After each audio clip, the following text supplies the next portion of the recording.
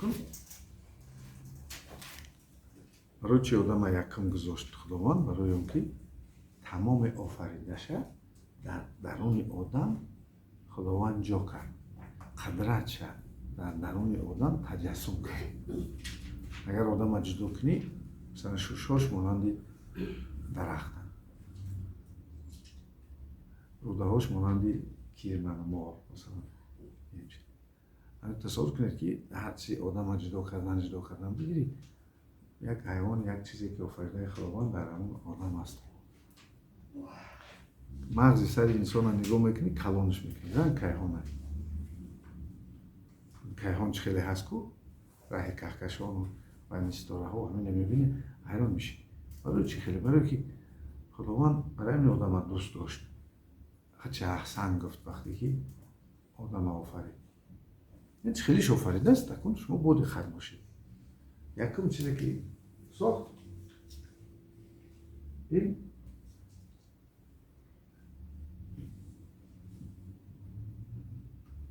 ارومازه ساخت. یک تاری عصبه مثلا در درونی یک حیوانی که ساده ترین جا کرد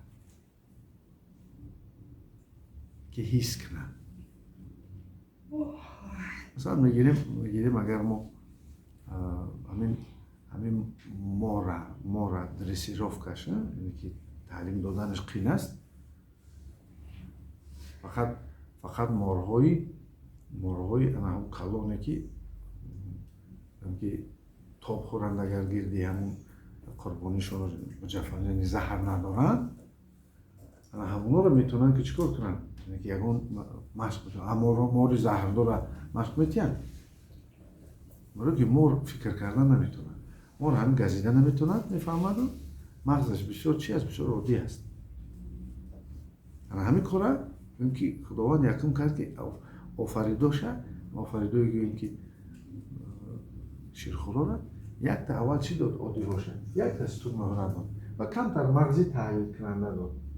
اینه میگم، ما میگیم که مغزی دراز رویه، نفس کشی، گرسنگی، خواب، جفت شدن، این که همین تازه نفس هدن همونا جا کرد. خودی بکنید. بعضی حیوانات دیگه نه کمتر مغزی مبانی داد، مغزی که حلاوت میتید، مثلا سیری را میتید، کیفیت را میتید، مثلا حلاوت را میتید. از همون چیز حیوان ها حلاوت میگیرن. مثلا این اوشه میبید در کمتر حیوانایی که با مرکبتر هستن. از اون جمله موری که ما گفتیم. شما تصور کنید مور چی را میخورد؟ موش را میخورد. شما تصور میکنید اگر مور کیفیت خوردن را میداشت، حلاوت از خوردن میکرد، آیا موش را میخورد؟ نمیخوردش.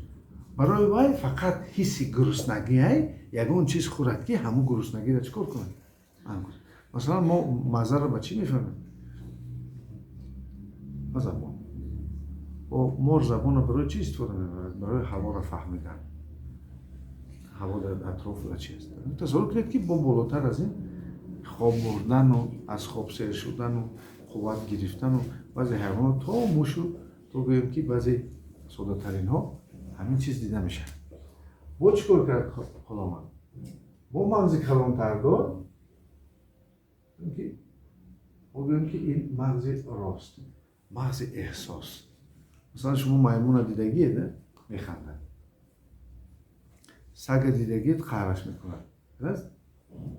احساس داده شد. پیشک دیدید که میرود خلادیلی که میکشوید، یخدانه از اونجا کلبسه را میگیرد، میدونه چه خیلی میکشویدش، همینه به صورت میبینن. آهسته خداوند آدم ساخت و چی دادش؟ مغز چپ. در مغز چپ سه چیزه که ما مغز آدمیش میبینیم، حیوانایی ندارن. مغز چپ هست نطق، گپ زدن، صدا نه رنگ حیوان ها، آواز نه، گپ زدن. برای همین آدم وقتی گپ میزنه ما میگوییمش که آدم است یا حیوانه. شما درک کرده همینه نه؟ همین تا مرد سخن نگفته باشد عیب و هنرش نهفته باشد. پیسته بی مغز اگر لب وا کند رسوا شود. چرا این گپ میگن؟ برای اینکه گپ نطق انسان آدم معین میکنه که در کدام زنده قرار دارد، خیلی زندگی میبرد. این بسیار چیز مهمه. اگر اینه شما کمتر اندیشه کنید. چیز دیگری که مرکزی هست که ما آدمیزاد دارد این خواندن و فهمیدن. خواندن، نوشتن و فهمیدن. من برای چی میگم بنویسید؟ آخر شما گپ زدن یاد گرفتید. گپ میزنید. درست. خواندن کم باشه این مرکز کار نمیکنه. برای آدم پره آدم بودن نمیتونه تا اون که نخواند و ننویسد. وقتی تو میخونی مثلا حیوان میخونن نمیفهمد. آدم چی؟ میفهمد. برای اینه در فیزیولوژی میگن سیگنال دوم. حیوان سیگنال دوم ندارد. حیوان آب دید تشنگیش میشکنه. آدم آب بگو آب چی میفهمد و میداند و در پیش نظرش میسازد. همین میگن چی؟ سیگنال دوم. این مهم نیست که من سیوم شنیدن و فهمیدن.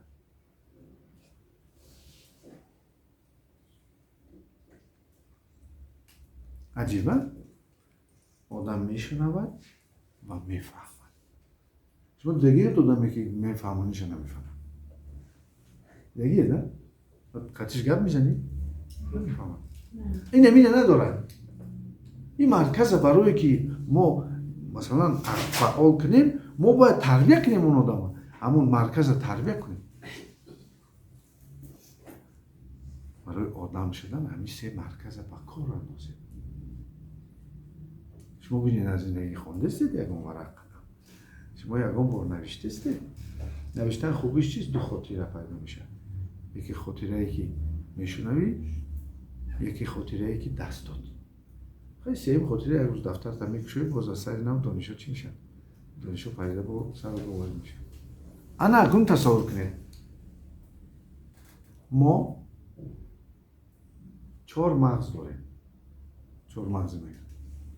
مغز دراز روی، مغز مابینی، مغز راست و مغز چپ. هر کدام ما هم یکی از همین مغزهای ما افضلیت دارد. بار دیگر تکرار میکنم. هر آدم خداوند یکی از همین مغزهاش زور کرده است.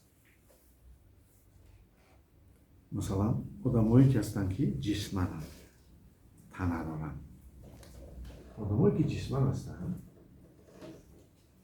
این آدم‌ها بیشتر کار را دوست می‌دارند، خورد و خوراک را دوست می‌دارند، خواب و نقد می‌بینند، فیزیک را دوست می‌دارند. این کار را توش کار می‌کشند. جسمان بخوات است و بیشتر زندگیش با جسمش می‌برد. این معنا ندارد که مثلا ما اینا نقص نبینیم بگوییم که این در کار نیست. یکی آدم‌ها زندگی می‌کنن، ما سرازو نگاه می‌کنیم آدم‌ها.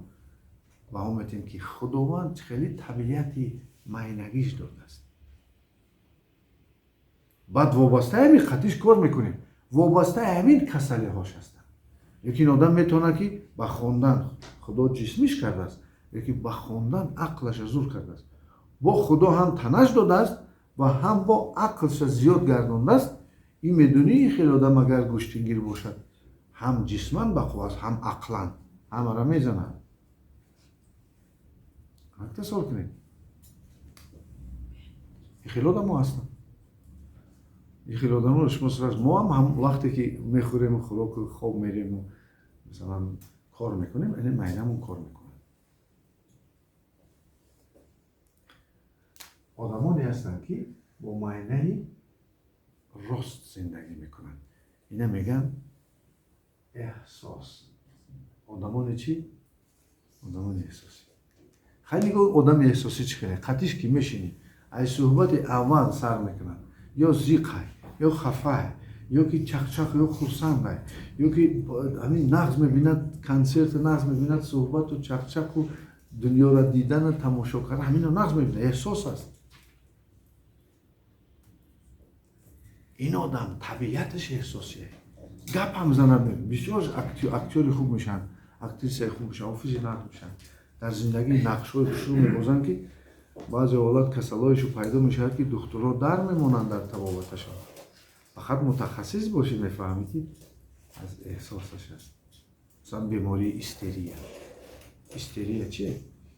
خواهش انسان رعایت نشد آدم کسلش از همون خواهشش به شکل دیگر میبره که عموما در میمونن در طبابتش بسیار وقت یگانه جو ما همینجا میتونیم گویا تابت کنیم.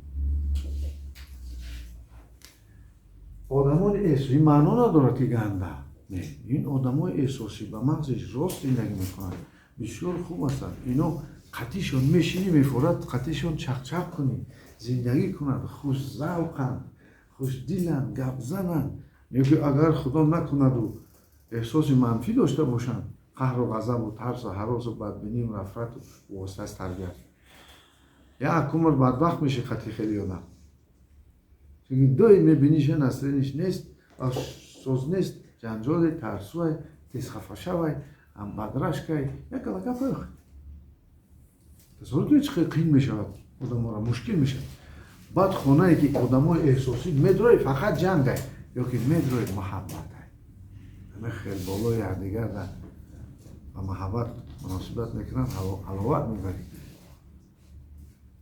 یعنی که احساس خوب است ولی احساس هم چی؟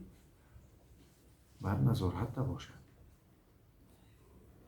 آدمانی هستند که با مغز مابینی زندگی میکنن اینا فقط از زندگی دو چیز میگیرن یا حلاوت یا اینکه عذاب استرادن میرن هست آدمایی که میگم من برای حلاوت زندگی میکنم هستم خیلی آدم ما باید از زندگی باید میگه حقیقت ما بگیرم فقط کوشش میکنن که کار بسازن زندگی بسازن شرایط بسازن مثلا که از اون چی بگیرن یا اینکه فقط چیکار میکنن عذاب میکشن 100 شرایط احساس کن با عذاب میکشن چون که داروهاش در اینجا حاصل نمیشه اینا آدمای روانی هستن آدمای روانی اومد جا این بر روان زندگی میکنن باید من آسانی تر میفهمم این چیزایی آدمانی هستن که عقلی هستن با مغزی چپ زندگی میکنن برای مغز چپ فعال شود 3 کار کردن در کار گوش کردن در کار فهمیدن در کار نوشتن در کار خواندن در کار گپ زدن در کار 3 چیز عقلی آدم ها معین میکنن همین دریاتون گیرید برای من میگم که سوال دادن برادر چرا در ما چنین است برای که مغز چپی ما فعال نیست نیمکره معینه چپ چه هست فعال نیست چیکار کنیم فعالش میکنیم انشاءالله بعد میبینید که ملت خیر میشه بعد شما بعد چند سالی بعد یکی سیستمی که ما کار کردیم روانش از همین که معینه نیمکره چپ بیدار کنیم میشود انشاءالله چون که پتانسیل یعنی اقتدار شما بسیار هست شما در حیثیتتون در گینتون اجسان نوشتگی که میتونه کار کردن یعنی که پیچتی مهری ارسی داره ژنتیکی در خودتون هست فقط کمتر کار کنید بدار میشن اگر من میدونستم که این نمیشود جاسوس من اگر میدونستم که همین کار نمیشود چند سال کار کردم کو من نمیکردم ما دیدیم که میشود فقط مهنتی سخت در کار این ما کوهستان در زندگی میکنیم قین هست زمینش هم کار کردش قین است آب بردنش هم قین است راهسازیش هم قین است بعد از در آوردن طلا و تنگه این کوهستان خندانی های فایده‌ناکش قین است مشکل است همه عقلش هم قین است گرفتن ما چرا کوه میگذاریم کوهها را گویا سوراخ میکنیم که یک آدم عقلش بیدار شود. چقدر پداگوگا عذاب میکشن برای معلمای ما را مشکله، پدر و مادر ما را مشکله. در اطراف ما کوه هست، کوهین هستیم، کوهین. مشکل است. برای همین دانش سخت، مهنت زیاد در کار است که این در شما بیدار شود. نگاه کنید، این معنا ندارد که آدم جسمی است. جسمی است. 70% آدم ها جسمی هست. لیکن اگر عقل با کار فرماید، خدا باز تنش داده است. آدمی از بسیار احساسی است، محبت است، هم میتواند کرد، بخشیدن میتواند، همدردی کردن میتواند، آدم دوستدار است. بغیر از این با عقلگرا باشد، با عقل باشد. میدونید و خیلی منفیت به نزدیکا میبرد. شما در اولادتون یک کسی داره که بسیار آدم دوست داره، دائم دستی کمک دراز میکنه به شما، احوال پرسید میکنه، این دستش هم نبیاد، دائم در فکرت هستن خیلی آدم. انا همون آدم احساسی است که با عقلش بیدار کرده است. دلسوزی از احساس است. آدم دوست داره از همین است. ما و شما باید که از همین معینه ها زندگی، کسلی شما هم از همین است. آدمان جسمی بیشتر بیماری های جسمی میشن، آدمانی که روانی بیشتر بیماری های روانی میشن، پیش نظرشون، خیالشون، فراستشون، خوابشون. آدمان احساسی بیشتر بیماری های احساسی میشن، دپرسی و روح افسردگی و ترس، ضیقی و خفگی و غضب و کینه و بیماری. بعد آهسته مثلا تو ناریزای از زندگی پس پین دوره نمیشه. تو خفایی تیز خفه میشه، زوب میشه، یا درونی یا بیرون فرقش نیست. تو رشک میکنی، مکانیزم پانکراتیت میشه یا کسر قند. تو مثلا تیز خودت محافظت نمی، آدما احساس خودشون تیز و تو میتونی استرس میگیری، دائم شکمت ناراحت است، برای ناف درون میره و گفتی تو چیکار. تو اگر غضبی عاقبت آهسته جگرت میزنه. این کی نگاه کنید، کینه میگیری، دلت میزنه. گو زندگیم قینه، در کلای ما یک گلکوره، گردنت کتفوت کسر میشه. بگو ریز خروزی مشکل یافتنش میارد کسر میشه. بگو که زنها گندن بیماری های مردانه میشه. بگو که مردو گندن بیماری های زنانه میشه. این چیزهای عامل های چی هستن و اثبات دارن، عامل های روانی. مرکزی مثلا گوییم، مرکزی مثلا گیریم غدودی زیر معده. غدود زیر معده را همینجا اداره میکنه. خلاص؟ یک راهی که میآید و پیش غدود زیر معده میگذره در معده سر، او مرکزی گوییم که رشک ساخته شده. همین رشک همین تیز میزنه و ایرانش میکنه. مثلا حسد و بخیلی اصلا هیچ که گفته نمیتونه که من ندارم. فقط آدمای با عقل حسدشون میقبن، نمیمونن فعال شدن. مثلا نگاه کنید، تو یک خواهش پیدا میکنی میقبی خود. حسد هم میبره میقب. اگر نقبش بیمورید میکنه، معده تکسل میکنه. او کی نمیکنه اصلا؟ یک زندگی رو میبینی میگه خدا دو دستش. خلاص؟ چرا مرا نداد؟ چیش گپ شده است که مرا نداد است؟ انا سر شد. چرا من نتونستم میکنم؟ برای میگن حسد سفید هم هست. لیکن آدمی از احساسی هست، بیماری احساسی شد. آدمی از روانیش بیماری روانی، آدمی از عقلیش بیماری عقلی میشه. فکرش چنان عذابش میتیان که و نمیدونه سرشتش چیه. فکرش عذابش میتیان. فکرش کار نمیکنه دیگه. یعنی فکر برای تو کار نمیکنه. عذابش نبرات میخیزد، آفرین میزند، یک باره سر تبایران میکنند. فکرهای بیجار کننده میگن، بی حاصل میگن، عقیده های ویران میگن. مثلا فکرت معینه دم نمیگیره. این همش به بیماری عقلی میارمش.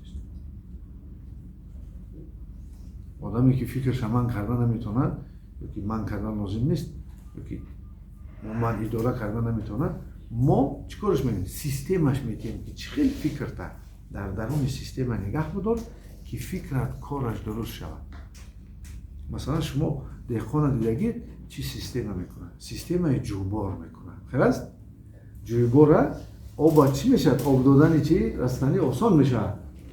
همین علم هم دانش هم خیلی سیستم دارن. یکی هم سیستم ما شما رو پیشنهاد میکنیم این چی است؟ سکوتی کبیر ما است. مدیتاسیای تاجیکیه. ببینید رعایت کنید. این چی راش کنید. این شما را سیستم میده. شما بدن خدا هر روز برنامه‌ریزی میکنید. چی تنه را برنامه‌ریزی میکنید؟ چیکار بکنید؟ خودش صحت کند.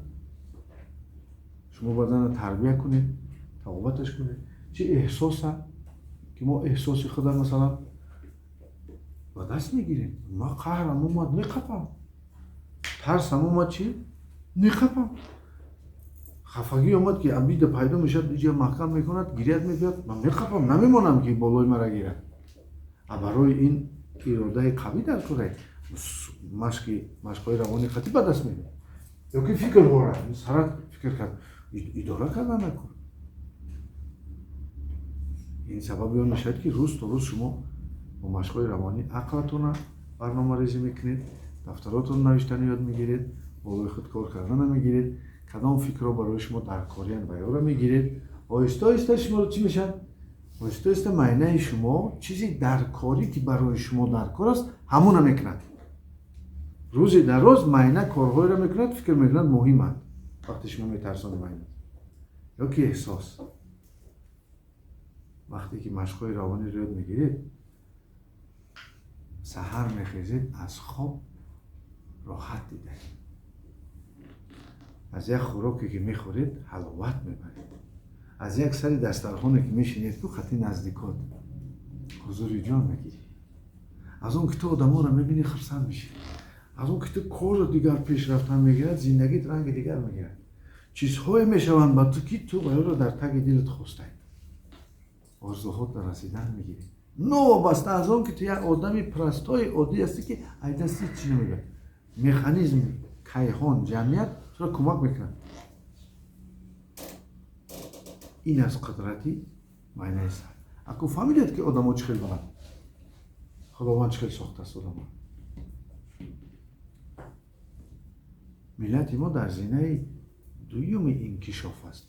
یک بار دوره آریایی بود و درجه رسید شهرها ساخت و درجه رسید که مثلا تمدن آفرید. دوره سامانی ها آمد باز بخواهد شد با یک چیز که قریب 900 سال تمام آسیای مرکزی به همون ساختار انفراساختاری که سامانی ها ساخته بودن دولتداری میکردن. امروز سیم احیای ملت نیست، سیم زینه ما رفتیم، ما آیسته رفتیم و امروز زمانی آمده است که ما با سیم درجه احیای عقلی میرسیم و تبابت هم به عقل می تبابتی میکنیم که اگر شما نشینید فکر نکنید من چی کار کردستم، چی دیاگنوز دارم، چی توصیه های دکتر گفته است، من کدام دوره را میرسم بالای همین کار کنید با عقل و من آدم تیزتر صحت میشه. اینجوری تیزتر صحت میشه. بار دیگر تکرار میکنم کرونا تبابت کردی نفهمیدی ندانستی دائم در خواتیری. این خیلی نیست. ما بار دیگر تکرار میکنم این خیلی نیست که شما پیش ما بیاید و ما ندانیم که این چی دیاگنوز دارن. ما که صحبت کردیم آموزش کردیم دیدیم به یگان اپراتور میفهمیم برای که هر بیماری علامت خود داره. این خیلی نیست که ما نفهمیم. خدا نشان نده. با بغیر از بدن با احساس داره، فکرها داره، روان داره، اجتماعیات داره، طبیعت داره و روح داره. این در همه زینه دیدن شما که در کدام حالت قرار داره. یکی از چیزهای روحی را من گپ میزنم میگه که هیچ روش زندگی من نیافته است. همه چیز هست. ما باید پیشرفت کنم. ما باید چرا چیزی سری راه مرا گرفته است. تصور کنید تا این درجه را میبینید. چرا جنجال عائله‌ای میشه تا این درجه را میبینید. چرا انسان نارکوتیک استفاده میبره دیگر موادهای مسکننده را استفاده تا این درجه را میبینید. چرا آدم صحت شدن نمیخواهد تا این درجه روی؟ این خیلی نیست درو کل که توبات کردی نتیجه میگیری. چرا درو دراز دوام کردی؟ از چیزهای دیگر دارد، عاملهای دیگر که همینجا ما میابیم با عقلانه. باری دیگر تکرار میکنیم توبات ما با عقلانه است. سپاس و درود.